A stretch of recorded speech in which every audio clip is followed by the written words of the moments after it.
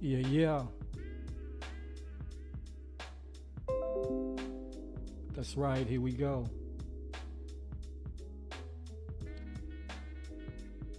Return of the boom back. It's been a long time, but we back. I'd like to say what's up. Greetings and blessings to all, no doubt. Once again, we back inside the lab.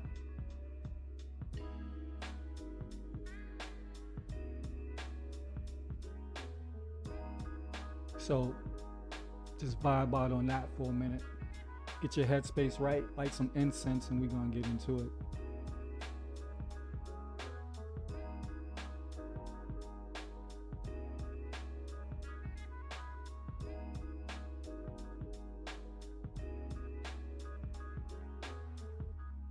For all of those who don't know who I am, I go by the name of Sun Cypher.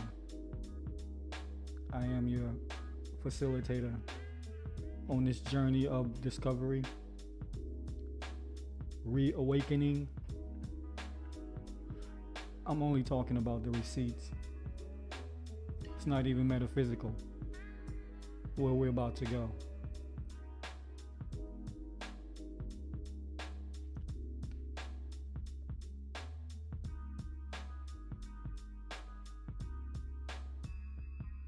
Already 2 months and a half into 2021. Time is flying by. Everybody's caught up in the politics and the day-to-day hustle and bustle of it all. Never time to make sense of anything.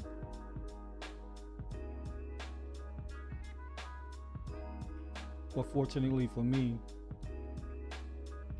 I gave up on time a long time ago. No pun intended.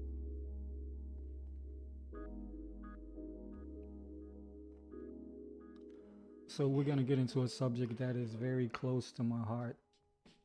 Over the past 5 or 6 years, I've spent an exorbitant amount of time looking into this particular topic. It's expansive, extremely intense, quite convoluted because of all of the hijacks and all of the cover-up. But we're getting to the bottom of this. So we're calling this Diversas, the doctrine of perpetual slavery, war, death, and hijack.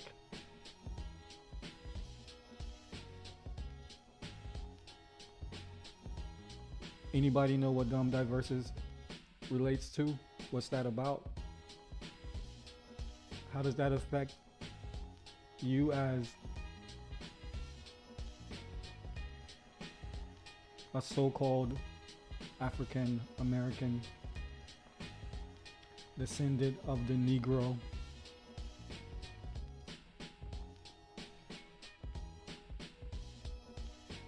Descendant of the colored, the copper-colored people,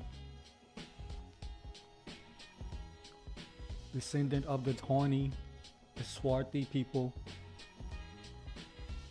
the burnt face, all these names they gave you to cover up who you really are.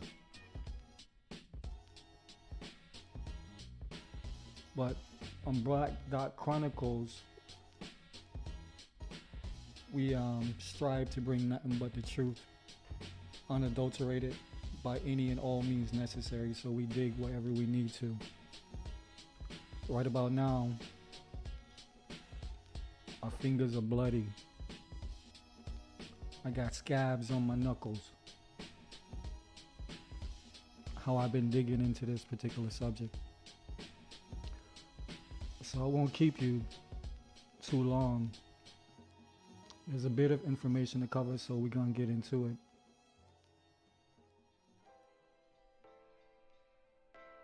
And once again, you are in tune with Black Dot Chronicles. I am your host, the mighty Sun Cypher. and you are live inside the lab. Soda Sound Lab. For all who didn't know. All right, here we go. So, the Diversas. This was a series of directives that were initiated by Pope Nicholas V of the Vatican on June 18, 1452. This was the first of three, which culminate in the body that they call the Diversas. The first is the Papal Bull. Okay? So June 18th, 1452, Pope Nicholas V issued the Papal Bull, Diversas. It was authorized by Alfonso V of Portugal to reduce any Saracens and pagans and any other unbelievers to perpetual slavery. Okay? So, again, Pope Nicholas V issued the Papal Bull, Diversas, 18 June 1452, which authorized Alfonso V of Portugal to reduce any Saracens and pagans and other unbelievers to perpetual slavery. All right, I'm going to go through this first, and then we're going to go look into some definitions so you can get a more clear picture of who these names are, these people they're talking about, because it's not what they're saying it is, for sure. Okay, so let's keep going with this. This facilitated the Portuguese slave trade from West Africa. The same Pope wrote the bull Romanus Pontifex on January 5th, 1455. So this is the second installment of the Papal Bull. All right. So the Romanus Pontifex on Jan 5th, 1455, 3 years later, same to Alfonso. As a follow-up to the Diversas, it extended the Catholic nations of Europe dominion over discovered lands during the Age of Discovery. Along with sanctifying the seizure of non-Christian lands, it encouraged enslavement of native non-Christian peoples in Africa and the New World. The New World is what they're calling America, which is in fact the Old World, but we'll get into that. And this is a quote from your boy Nicholas. We, weighing all and singular the premises with due meditation, and nothing that since we had formerly by other letters of ours granted among other things free and ample faculty to aforesaid King Alfonso. So they're basically saying, yo, Alfonso, go out there and get these fools, son. Go get them by any means necessary. No restraints. Do what you got to do. All right, so this is what they said Alfonso could do. Invade, search out, capture, vanquish, and subdue all Saracens and pagans whatsoever, and other enemies of Christ whatsoever placed. And the kingdoms, dukedoms, principalities, dominions, possessions, and all movable and immovable goods whatsoever held and possessed by them, and to reduce their persons to perpetual slavery, and to apply and appropriate to himself and his successors the kingdoms, dukedoms, counties, principalities, dominions, possessions, and goods, and to convert them to his and their use and profit. So within this highlighted area, you see in the words the takeover, the total and complete takeover and domination of these so-called Saracens and pagans. Okay? Your boy Pope Nicholas told Alfonso, yo, go in there and not only just invade them, okay, take their dukedoms, their principalities, their dominions, their possessions, and all movable and immovable goods whatsoever held and possessed by them, and to reduce their persons to perpetual slavery. But this is the important part. To apply and appropriate to himself and his successors the kingdoms, dukedoms, counties, principalities, dominions, possessions, and goods. and to convert them to his and their use and profit. So they're taking over our titles, our ways, our customs, our lands, our, how could you say, our estate. So the things that we held from generation to generation, these artifacts that have been around for millions of years, that we held on our native lands, they come and they claim them for themselves and rewrote the book, erased all of us out and put themselves in the picture. This is what's happening, okay? So by having secured said faculty, the said King Alfonso, or by his authority, the aforesaid Infante, justly and lawfully has acquired and possessed and doth possess these islands, lands, harbors, and seas, and they do of right belong and pertain to said King Alfonso and his successors. All right, so the third and final installment of the Dumb Diversas came in 1493, a year after the supposed voyage to Americas by Columbus and his crew. All right, so let's keep this timeline in mind.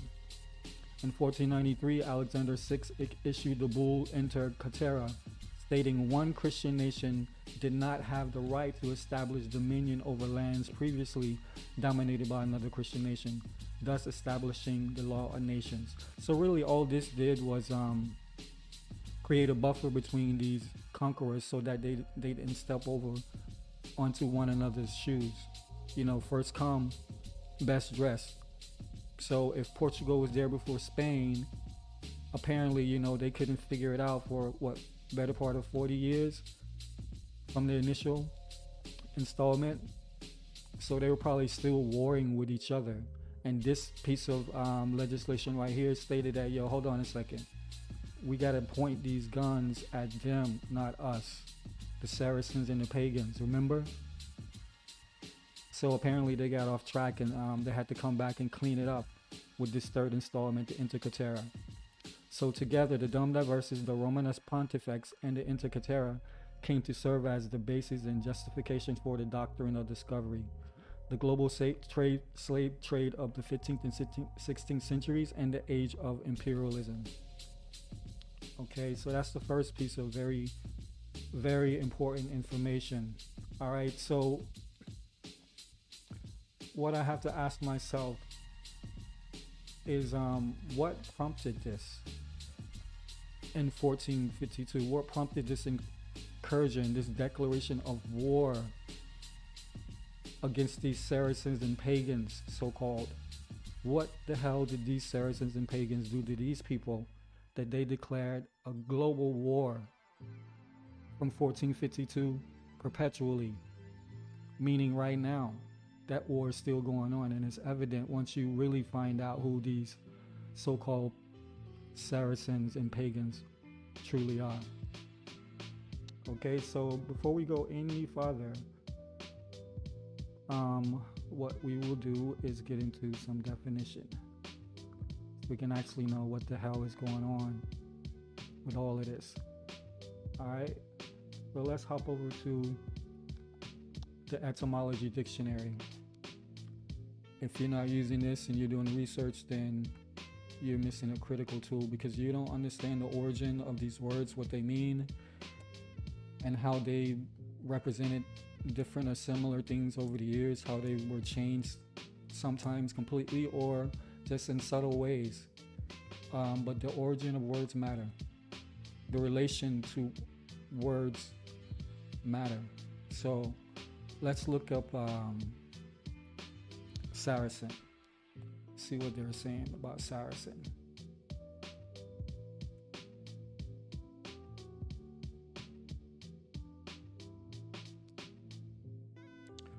Okay, so Saracen as a noun. Old English and Arab and Greek and Roman translation. Also mid-13th century, generally non-Christian, heathen, pagan.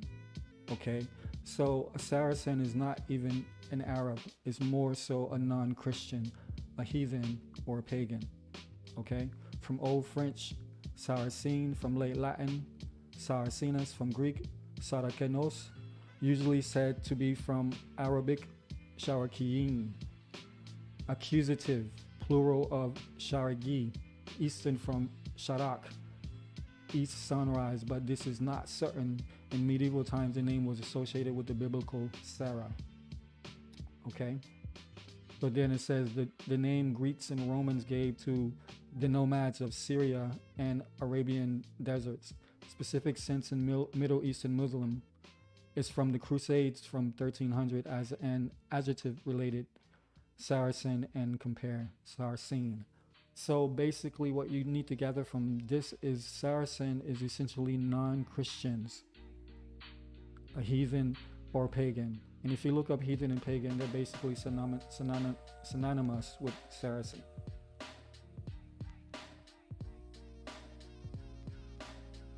Person of non-Christian or non-Jewish faith. From Latin, we went through all that or whatever. So again, this is interesting because they added the non-Jewish part to it. The non-Jewish faith. Okay? So remember that. Give me 1 second. I just need to check on something, technical thing. So just hang out for 30 seconds. I'll be right back.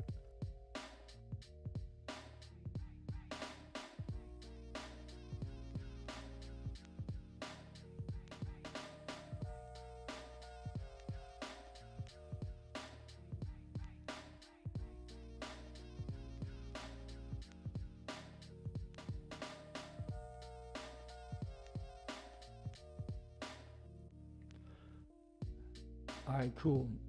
So we have Saracen. I've showed you pagan, and I'm not going to show you heathen because it basically means the same thing. So a person of non-Christian or non-Jewish faith. Okay? So what we have here is this war declared on these so-called Saracens and pagans, that these people hated so much that they declared the perpetual war onto them and their descendants forever, to take over everything that they ever owned and ever held true to them and make it their own, and while continuing to keep a foot on their neck. So this is your Papal Bull. And what's also interesting about this date of June 18th, 1452, which directly relates to the story in America when you're dealing with this whole slavery scenario or the slavery storyline in America. They've come up with this concept of Juneteenth, which I honestly never heard of until like my adult life. I never heard this concept of Juneteenth or whatever.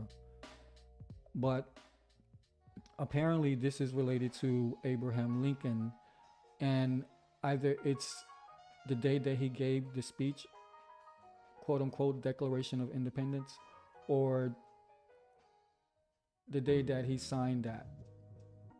One of those two things would represent this date of June 18th.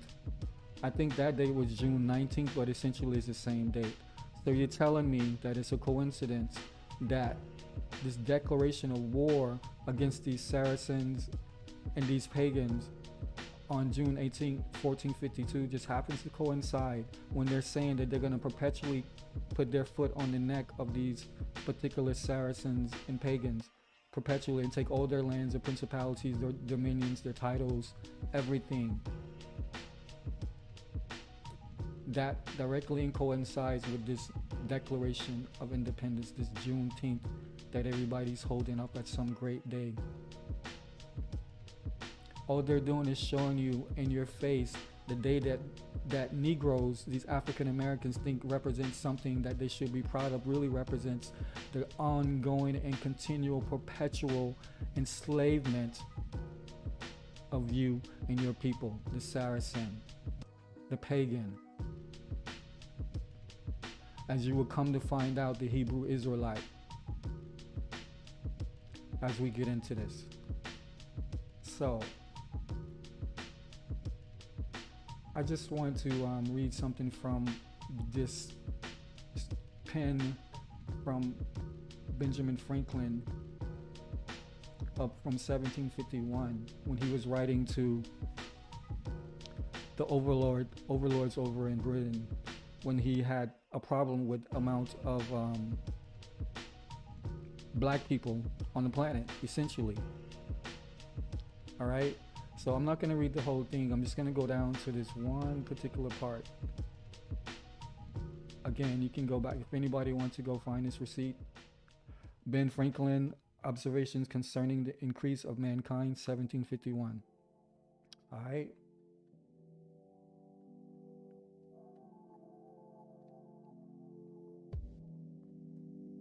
Welcome to the next level. Okay, so here we go. So he said all of that or whatever. Then he goes on to say, which leads me to add one remark. Remember, he's complaining about how black the whole planet already is and how they're trying to do this whole slave trade thing or whatever. But check it out. So he's saying that that the number of purely white people in the world is proportionally very small. Then he goes, all Africa is black or tawny. Remember that word, tawny. Asia, chiefly tawny. America, and this is what you need to really pay attention to, exclusive of the newcomers. So we can assume the newcomers are the Caucasian, the pilgrims, whatever you want to call them, okay? So he's breaking down all these continents on the planet, right? And he's describing their, as far as like skin tone or whatever, the type of people that dominate those lands. Again, he says all Africa is black or tawny. Asia chiefly tawny. America, exclusive of the newcomers, wholly so. So we can say America is wholly tawny. Okay? Or we can say America is wholly black or tawny, whichever one. Okay? And in Europe, the Spaniards, Italians, French, Russians, and Swedes are generally of what we call a swarthy complexion. Again, remember that word. As are the Germans also. So he's telling you, Europe, Spain, Italy, France, Russia, Sweden are generally what we call swarthy. Now we'll look up swarthy in a minute, all right? As are the Germans. The Saxons are only expected with the English, accepted for the English, make the principal body of white people on the face of the earth. Okay? So he's complaining. He's like, yo, what's really going on here? I would wish their numbers were increased. And while we are, as I may call it, scouring our planet by clearing America of woods, and so making this side of our globe reflect a brighter light to the eyes of inhabitants in Mars or Venus, why should we, in the sight of superior beings, darken its people? To me, this is the most interesting fucking statement in this entire piece. All right, what the hell is Ben Franklin talking about? Why is he making references to Mars and Venus and superior beings?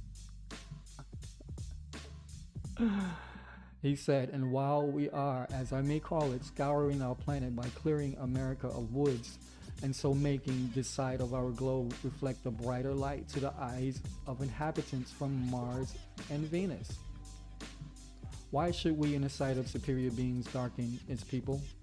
Why increase the sons of Africa by planting them in America, where we have so fair an opportunity, by excluding all blacks and tawnies, of increasing the lovely white and red?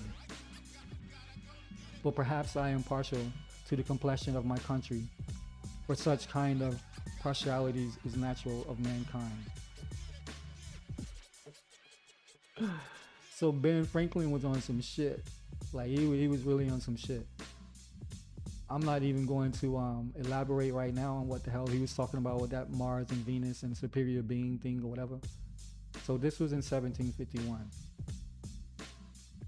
All right, now if we go back to our Hindi etymology dictionary, we're gonna look up tawny.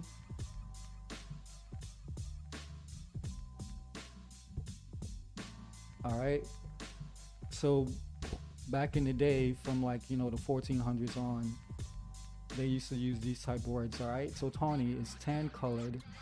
That was late 1400s, from the Anglo-French ton, or of like the brownish yellow of tanned leather, from Old English tannet, dark brown tan. You get the picture. All right, so let's look up swarthy.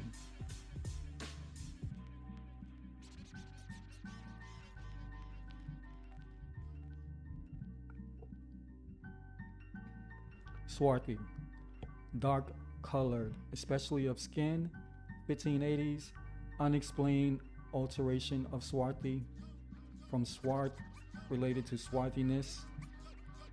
I'm going to read this little other part too, because this is not directly related, but I just thought this was interesting. So basically, as a noun, it's basically Swartz, also Swartzer, a black person, somewhat derogatory term. So apparently in 1961, it's from Yiddish, Swartz, black. See swarthy, perhaps originally a code word to refer to black servants when they were within earshot. Yo, again, just a fun little tidbit fact for you to throw in there. But also, while we are at it, I want to look up another term here. We're going to look up Africa.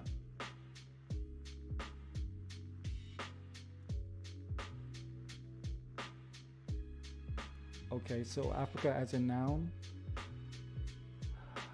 Latin Africa terra, African land, Libya, the Carthaginian territory, the province of Africa, Africa as a continent, Africus, from Afur and African, a word of uncertain origin, The Latin word originally was used only in reference to the region around modern Tunisia. It gradually was extended to the whole continent. Derivation from a Phoenician cognate of Arabic afar, dust, earth, is tempting. The Middle East word was Afrique. Okay? So Africa was only a particular portion of the continent, and that was around Tunisia. Libya. Let's just look up African. Old English, noun, Africanus. Okay? Native or inhabitant of Africa. Latin Africanus of Africa, African from Africa. Use of white residents of Africa from 1815. Okay? The first Africans resided in northern Africa around Tunisia, and this is a term they used for themselves from 1815. And then it says use of black residents of the US from whatever, when especially meant one brought from Africa, and sometimes was contrasted with native-born Negro as an adjective. All right? So they threw that on us. Very interesting. Then they talk about African American or whatever. We won't get into that, right? But this is where they're telling you that you came from. They're telling you, according to them, as an African American, you are from some white crew in Tunisia, and that's where you're from. That's who you represent. All you African Americans out there, that's who you are. So know that. I'm sure we'll get back to this etymology dictionary shortly. But for now, let me beat you over the head with this as well. So, This is Webster's American Dictionary, 1828. This one is, okay? I am showing, this is the definition for American. We have to assume from 1828 and prior to that. Okay? So adjective, pertaining to America. Noun, a native of America, originally applied to the Aboriginals or copper-colored races found here by the Europeans.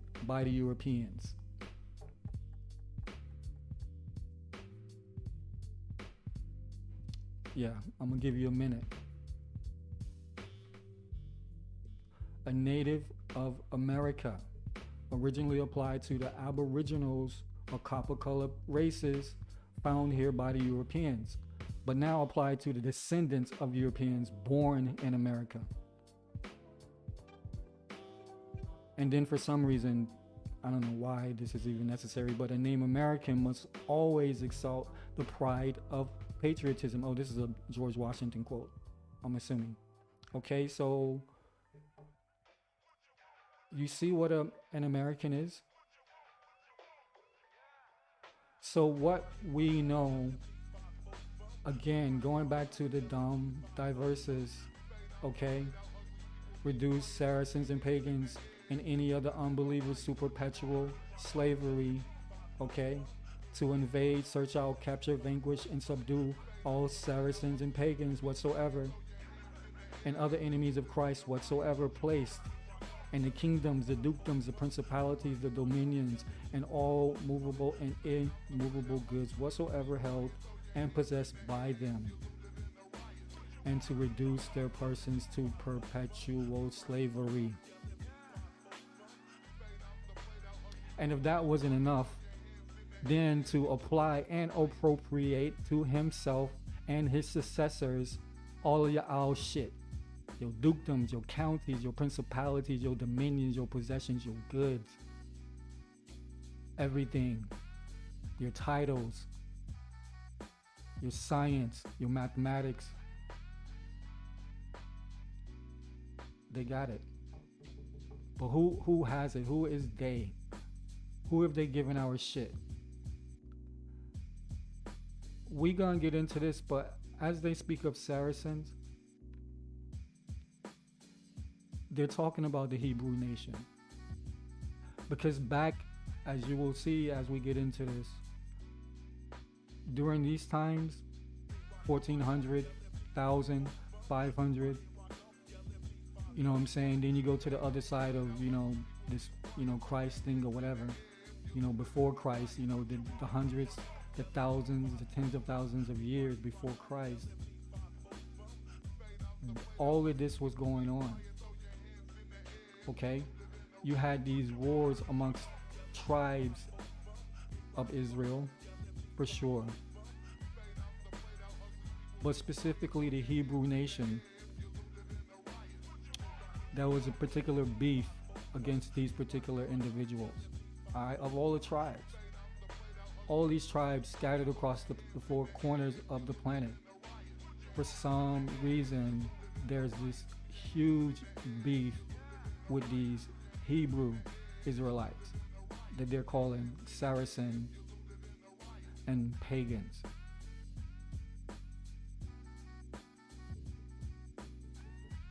I'm just trying to paint the picture.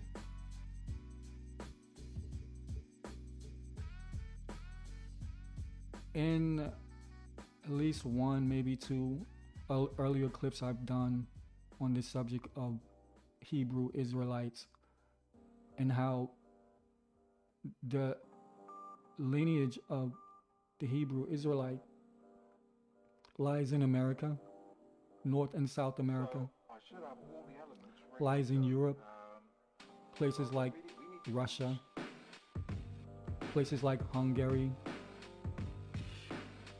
places like Iceland, Scotland,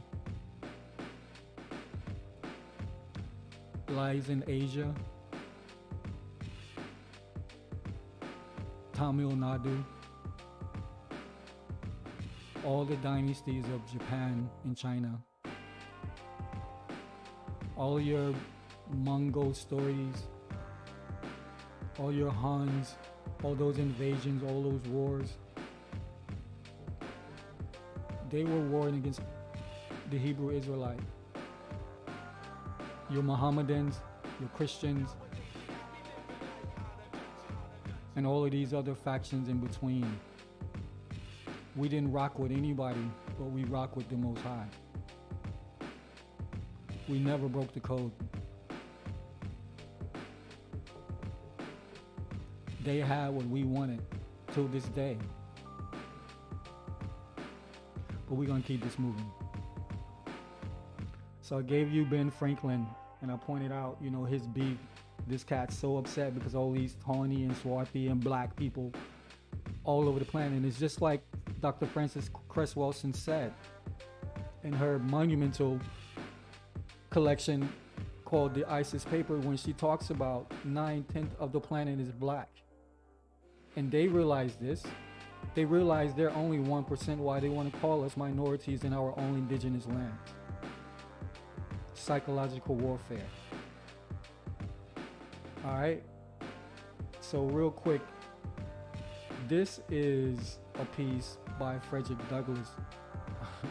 It's amazing. All right. This is called The Folly of Colonization, written by Frederick Douglass, June 9th, 1894. So he's basically blasting these fools. Both sides of politics, all socio-economic groups, black and white. All right. Black and white, so you can get a clear picture of what's going on here. He's blasting everybody. Okay, but he's talking about something very specific, and I hope this is kind of going to be the nail in the coffin once I hit you with this. All right, so let's go. But I now come to another proposition held up as a solution of the rare problem. And this I consider equally unworthy with the one just disposed of. The two belong to the same low-bred family of ideas. It is the proposition to colonize the colored people of America in Africa or somewhere else. Happily, this scheme will be defeated, both its in policy and its impracticability. It is all nonsense to talk about the removal of 8 million of the American people from their homes in America to Africa. The expense and hardships, to say nothing of the cruelty attending such a measure, would make success impossible. The American people are wicked, but they are not fools. Let's just stop there for a second before we go too far.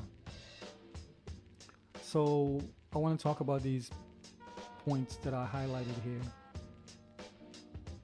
He's talking about it is the proposition to colonize the colored people of America and Africa. So what's happening around about this time on the political scene?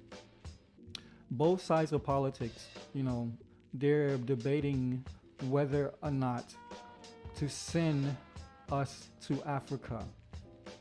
The indigenous Amaru Khans, they're wanting to send us to Africa. So Frederick Douglass is like, hold on a second, how are you gonna take us out of our home, a place where our ancestors have always been, to send us to some foreign land? And I've already given you the definition of Africa and the origins of that word and that term and that actual space on the map. Okay? So he's like, hold on a second, how are you gonna send us to this place in North Africa that it don't even got niggas there?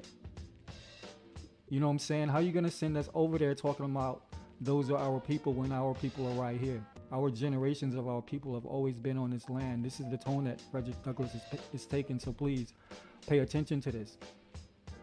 He said, it is all nonsense to talk about the removal of 8 million of the American people from their homes in America to Africa. The expense and the hardships, to say nothing of the cruelty attending such a measure, would make success impossible. The American people are wicked, but they are not fools.